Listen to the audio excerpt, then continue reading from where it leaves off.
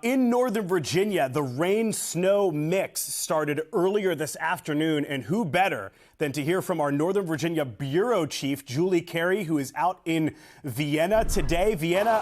Julie, excuse me, how's it looking out there? I see some snow on the grass behind you.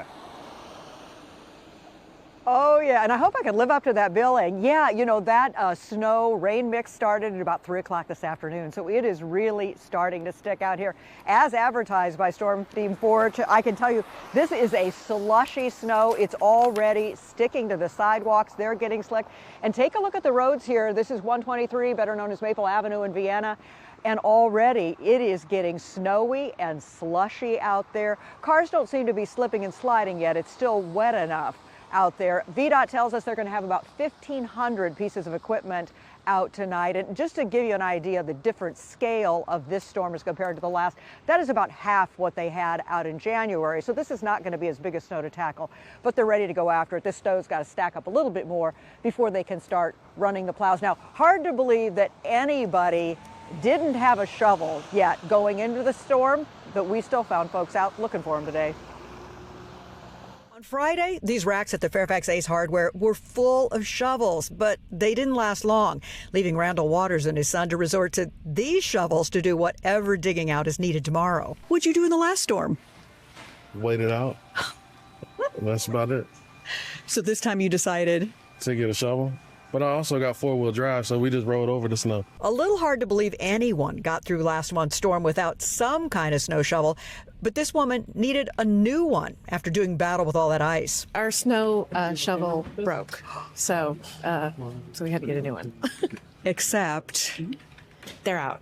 Yeah, so we'll be okay with our broken snow shovel, but it got a lot of use last week. Broken shovels, not the only thing that brought folks in today. This dad had an order for new sleds, and he was in luck. This was one of the only places that seemed to have them in stock. We broke ours at the end of the season a couple weeks, well, not the end of the season, but a couple weeks ago, and I was lucky to find this. So when Fairfax County cancels school tomorrow, we'll be ready to go. And while the store manager says more shovels and ice melt have been ordered, there are signs of brighter, greener days ahead. A shelf once crowded with sleds now has grass seed starter.